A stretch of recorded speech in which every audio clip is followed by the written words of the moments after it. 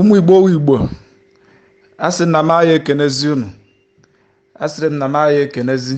Ọ na-awụ nna achọba ikwu, ana m asị Igbo ekene m unu, mana ha m ekenezi unu. Asịziri m unu wu ndị Igbo, anyị wu ndị Igbo, ka anyị mezielu n'onwe anyị ebere. Gbagba fele oke ụkwọ n'ala, gbagba fele oke wu ala. Ndị Igbo na-emezi ife ọjọọ ka nkụ. That tribe a na-akpọ Igbo, onwuzi onye anyị agụtazi mmadụ one ọnụ nọ n'ala Igbo ahụ na-emezi ka mmadụ. Ọgụnodefe a kele onye mere anyị ife a, kele onye mere anyị ife a. Ọhụ mbụ ụlọ ya ọ na-ana edo na-ewetara unu ozi ya. Obi adịghịzi m mma. Ọ na-awụ nne n'ife na-eme n'ala Igbo, ọ na-agwụ m ike. Nne ka ndị Igbo si ebizi ndụ, asị m ọgụnodefe a. Kele ebe ndị Igbo nọ wee mee mistake. Kele ebe parents anyị ka o si n'aka ka ọgụnụ. Ndị Igbo na-eme ife ọjọọ ka nkụ kịta. Everywhere ha nọ sọsọ ife ọjọọ, ha amụọkwụzi na ife ọjọọ wụ ife ọjọọ.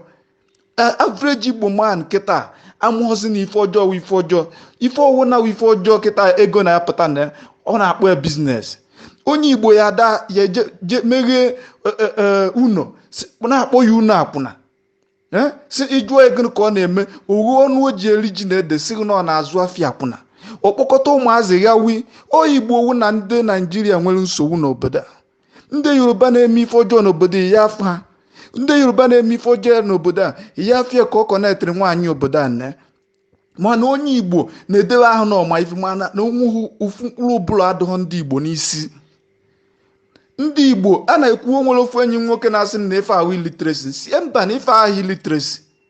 Ndị nna nna anyị ha fiwelu omenala anyị ji welu biri n'ala Igbo ahụ dịka constitution and way of life. Ndị ahụ ejeghị haba school ncha, ha edeghị kpakam, mana ha fiwelu omenala anyị na-emeluo tata.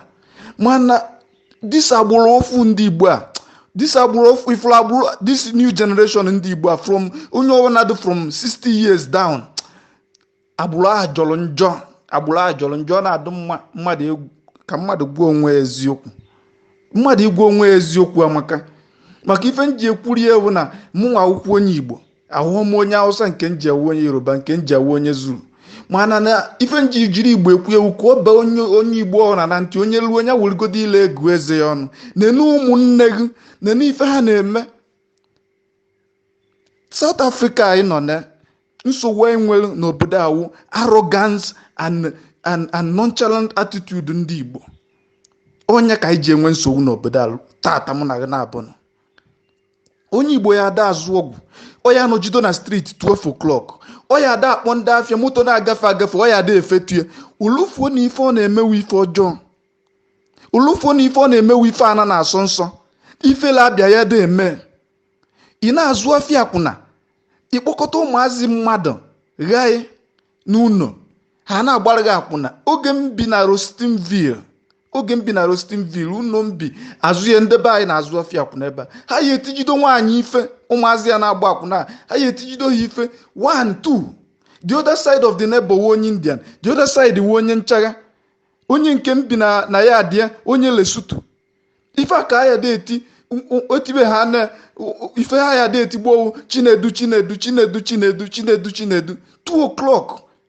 Ọ na-asụgheri useless oyibo eghe na anaghị ego ha gbatara. Where is the money? Ifele ahụ eme ndị Igbo. Nekwa n'ife niile anyị nọ na butere flight, onye ọ na-eweghasị, ma ndị luzuru things, ma ndị luzuru shop, ma ndị nọzi in fear. Onye ọ na-achọ okwu ya ọya esisi n'obodo apụ. Nya ka yesterday wu 16 September 2019 anyị anọrọgo n'agha already. Yesterday ka mmadụ kpọrọ onwe onye Igbo, nwunye dị ime, nwunye onye obodo, kpọ nwunye bata na McDonald, ya na-enwewe argument na McDonald abatin. Otibe nwaanyị ife, nwaanyị dị ime na igwu ọha onye Igbo. Ọ dịzi oge ndị McDonald staff mapụtara ma ndị bịara iri nri chụbe, ọbịa makpuo na nkwụta tee buru ya gbafelu. Obere ife ọ na ha kpata that guy aka a na-aghọ egbukwe, a na-ekwu attacks on Nigerians, xenophobia, ife ahụ elebere ya.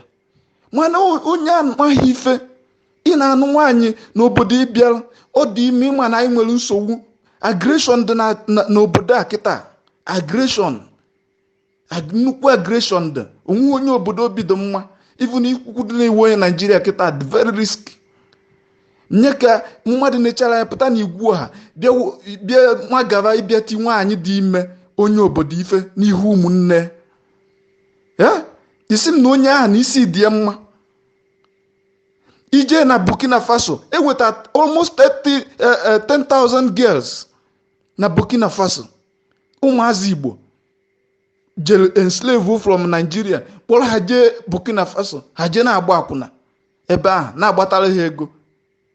Na Spain same thing. Na Spain enwekwara such incident ndị Igbo kpoje from here kpọpụ ha na Spain nakọrọ ha passport ụmụazị ụmụnne ha na-agba akwụna ebe a na-agbatara ya ego. Kiri ụdị ife dị ife nke a everywhere ịmakwu na-ewere aka anyị ji ebi zọta Biafra a na-azọ na mmadụ na paspọtụ Biafra ya dịka tissue paper. Paspọtụ Biafra ọ ya dịka tissue paper maka na ndị nwe obodo ahụ a na-akpọ Biafra onwe onye na-eme ka mmadụ few people, very few people, minority. Onye na-achụ ego owere obi edebe n'azụ ego unu na-achụ kele ebe unu ya ebi eje unu a na-echekwa maka ụmụazị ịzụchazi afịa akwụna ị na-eme na nwa ahụ iji ego akwụna ahụ akwụrụ ụgwọ akwụkwọ ya emewụrụ mmadụ ị na-eme na nwunye gị ya emewụrụ mmadụ kwanyere gị ugwu n'ụlọ be gị. Kedu ife na-eme ụnụ Nnamdi Kanu a na-egbu onwe na-eriski life of family ya na-eriski life ya na-eriski freedom ya ọ na-azọrọ ụnụ Biafra ụnụ a na-amagagharị na-eto onwe n'ule everywhere in the world. That man ọ na-ahụ nnenecha Nnamdi Kanu ahụ ebere ma na-emeri maka na ọjọọ so na-atara ụmụ anụ ọfịa ahụ. Ozi ya nna-ezi kwesịrị ka eshiagide ka o ruo nyaahụ mma Nnamdi Kanu na ntị ọ na-idi ka o ruo ya ntị. Ọ na-eme kampen Biafra nya gbakwa mbọ nye echefu na ide eme kampen for Biafrans ịkwụsị criminality nye gba mbọ nya wụrụ the major campaign maka na ọ na-awụ onye zụta na wee zọwa ute. Ewepụ omume ndị Igbo na-eme na mba ụwa Nigerian passport ya daba a lot of countries maka na onye Yoruba na-eme ife ọjọọ ọ ya ada ezo ihe amanata ọ ya try everything possible izue. Onye Hausa adịghọrọ dị hip-hop Igbo tipịara Nigerian passport. Ife a na-agwụ n'uwe eziokwu onye nọrọkwa na were ile ego eze gị ọnụ ịmara na eziokwu Nnamdi Kanu kwesịrị ịgba mbọ tigodo major focus ya kwesịrị ewugodo the behavior of ndị ọ na-azọrọ freedom to address their behavior in the world. Behavior ndị be anyị the bad. Ịpụọ na street na Johannesburg niile ife ihe afụ na street ebe ahụ amụọ n'ife ọjọọ ka ha na-eme expose onwe ha dewu so ndị Igbo nwanne na nwanne mmekọ ife orie nwanne. Ndị Tanzania na-azụ ọgwụ n'obodo onye Tanzania gburu onye taxi driver ma na kere onye akpụ n'ọnụ onye be anyị ndị Nigeria ka akpụ n'ọnụ maka gịnị lifestyle oge ọwụna onye nwa okorobịa ọ na-efuru na street na-akwụga nganga ma ọ gbago gbada ichekie ya onye Igbo anwụghị ife anyị mawụ ife ọjọọ onye na-azụ ọgwụ ọkpọgota nwanne ọbịa nwa agbara ya bọyị ọha etu a ka ịnọsin ha si were gbabọị wee wụrụ mmadụ ọha etu a ka ibe eto ha si gbabọị ọha etu a ka kọscharis ha si gbabọị ha ncha gbara bọị mana ha gbara bọị na genuine business ọnya mere afa ha ji edu uderuo kịta. Ịpụta ije na-akpọkọta young boys na-eti n'ọgwụ izuwa na why can't you close it with yourself ka ife niile ahụ end there with you. Ị na-introduce people ịpụta sị na mmadụ na-agba bọị n'afịa akwụna na ọga m ụdefa ọga gịnị ka ọ gaghị ịzụrụ ọgaghị na nsavri ya n'afịa akwụna 2 years or setụrụ m kele ụdị nka agbụrụ defa ine na ife niile a na-azụ afịa akwụna onwe nke dị ka mmadụ na South Africa ha nche niile ha ya na-eri anụ ahụ ọbara na-agba ha n'eze nke ifụrụ dịka ndị mmụọ na-akwụgharị akwa ya rụso unyi mmụọ do na ego ha na-eri the bad. Nwata ya nọ na nsọ na-agba akwụna na-anara ego na-eri ego ọnwụ o nwere nke ọka m fụrụ na streeti ofu mbọsị na-egolo anụ wee na-ajụ esi afịa kwụ na na-azụ ka isi fịa n'imekwa na ego ahụ ego na-ahụ ọkụ ọjụwa m na efe awa obodo iwu ka anụ. That is ebe ndị Igbo nọ eme mistake. Onye South Africa si ebe a jee Naijiria ọ n'obodo iwu, onye Ghana si Ghana bịa Naijiria ọ n'obodo iwu. Ije kọrịcha bata one day na Naijiria jụọ nwanne nwaanyị kelee ebe Chisom nwa gị nọ ọsị na ndị Ghana n'ibi n'ụlọ ya n'ikpọ jezi ọ na-agbara ha akwụna kelee ife ihe eme what will you do? Ihe nebedu ịpụta ọpụta kwụrụ na junction ị na-ene nwoke nke pụta ọgba breki buru ya pụọ na kpuru ọpụta ọkwụrụkwa ị nọ na-ene ihe eje organize youth eje buo akata there. So that is the problem ndị Igbo na-eme. Ha move ha na si na ha na-apụ outside the border. He debe ha that n'ebe ha na-ejewu no man's land. Obe mmadụ ka ọwụ ha nwere tradition and culture, ha nwere law and order. Ndị Igbo unu na-eme alụ ọka nkụ kwụsịnatazienu gbafele oke wala kwụsịnatazienu. This thing odigo too much. Ebe ọ na-ejidekwana nekwa ndị ejide na America 70 something almost 80 people ekpukọnye isi na-eme ofufe aka kpala ofu onye ha ncha niile agbapụta elistie nwokoye Nwokafọ Nwachukwu nke a iche ike elisi sọsọ ndị Igbo everywhere. Odu na ha nọ na Nigeria eme alụ ka ndị Hausa si eme na ndị Fulani okwe na-edi, but you can be all over the world na-ete mmadụ ule. Ndị Igbo unu na-emezi alụ ọka nkụ. Nnamdi Kanu achọrọ nke ozi uchi ewere ife a unu ya enwe ike chiegide ife a ọbatatụ n'aka ndị IPOB ndị anaghị sacrifice ndụ ha n'ime ka Biafra nwere onwe ha ka ọ batagodo ha ntị ka ha maragodo the first thing ha kwesịrị ime. A na-azụta na wee zọwa ute. Achọrọ nke ozi a zisagide ka ọ baa na leaders of IPOB ka ha mago the first thing ha kwesịrị ime before a na-azụ anything. Maka na ha zụta Biafra with etu ndị Igbo si mentality ndị Igbo nwere n'ebe ịchụ ego Nigeria Biafran passport ahụ ya tissue paper ayade onwe country ihe bunite stamp ha kụọ na ekwọrọ ya ntry for any reason. I doubt no nweduru country ya nọkata bụrụ embassy ha bịa tide because na omume mentality ahụ otileti.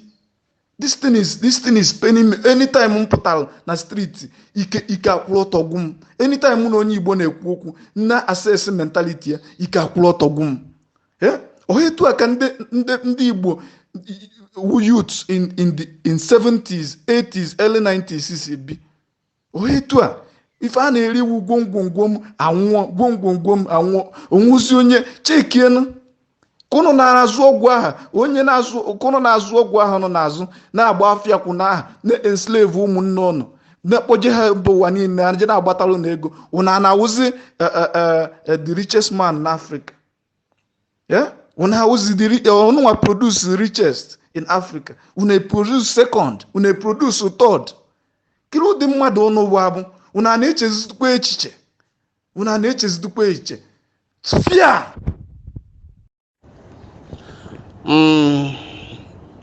Emelu mala ngasa Igbo kwenu sukwan Igbo kwenu laka na ọbụna ndị Hausa ka m gasị kwenu ndị Yoruba ka m gasị kwenu ọ site ndị Igbo mana okwu a nwoke ma akwuru okwue ọmaka too much, because whenever I want to talk I will pinpoint say what is going to be the fate of Igbo if we get Biafra. Kedega about the fate of Igbos if we get Biafra. Because Igbo need a totally reformed in every aspect of life. Because life we are living is very bad. Even when this xenophobic Mary here, all the affect under the innocent people who are doing a nice genuine business. People who have shop, people who are buying scrap car and repair it and sell, all they may affect. That is the only thing where I'm angry. That is where I'm very, very angry. Because other people, look at these people who Nanazo Ahia Akuna means what? A human being in Azo Ahia Akuna have Nigeria. ibata South Africa ikporo mu mmadụ wunye n'ụlọ na azụ ahịa akwụna onwe meaning onwe single meaning. I don't even know. I said Ogem joined this family. I stayed a long time before I start speaking. It doesn't mean that I don't know what to speak, but what I'm seeing is too much. I don't know where to start it. You see, also even in Nigeria, the same Igbo people are doing that purely bad things. Amaranya, let us call a spade, and call a shovel, Baba. We are very, very bad. Our thinking is very awkward. We don't have a human reasoning at all. But not all Igbo. Because in a group of people, there must be a Judah. But Judah and Kendibu, I had too much. I'm telling you. I had too much. Ogem Batroboda. Only Bonabatam were my passport in Nigeria. Were my passport read that passport. Unguza komji. In chogide we went to Reshiri. Onya charge him 300 rand. In those days, I paid 300 rand. You were okay. By that time, I go my draw already. It's okay. Came Ghana, Cape Town. With that passport. When you one man bonye Imo State, my friend or a doctor, a medical doctor, not a Hebrew clinics doctor here. We got Cape Town. Okay, got Cape Town. When you never time there, when you buy you only reb or baron. But I check him here, my spirit anabatagiri ogwa. I refuse. I come back to Joburg. When I come back to Joburg, that passport to me, that a whole medical doctor, and up till now. I didn't get that passport. The guy in Kwalaga Pretoria or what come to serve. Passport young passport and Congolese, Ogem Congo, but it's $150 in Kahaga. You may use now Congolese asylum because I was a immigration officer in Congo, Ladi, her name. She a l'équipement, ou se ne laisser passer. That laisser passer, we went to this I don't use now. For how many years? 19 years. Now, I call him the bone all the very bad. Okay, learning neighbor and Hebrew. What type of the noise people are making there is too much. Noise is too much. Everybody gaffy. I'm not going in the anime. This is not our country. As many women the xenophobic they may affect. Ndoga supposed to give me affect.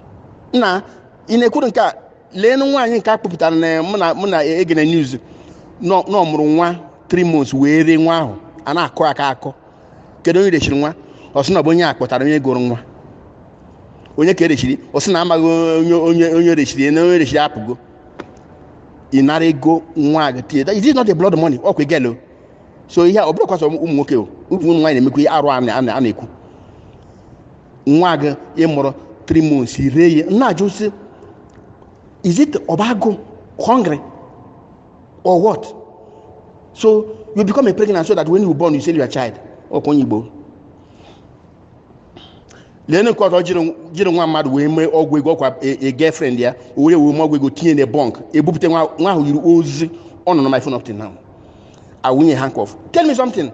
End of the day enwekwe that Biafra udiri ha amekwe asonya ajebenga. Look, Biafra to exist, this Biafra to exist, they're supposed to take a hard action against the criminal people. I'm telling you, hard action. We are going to be a democracy, but our democracy will not prevent us from, if you kill somebody, purposely you kill somebody, put a trigger, kill somebody, you use somebody, make a muti for ritual, Papa, you deserve death. No, that nothing like go to prison. You deserve that. Even the herbalist men go supposed to be eliminated in this surface of earth before you can be able to answer a human being. I'm telling you, I have said this thing because this so-called the passport Biafra Gabata now.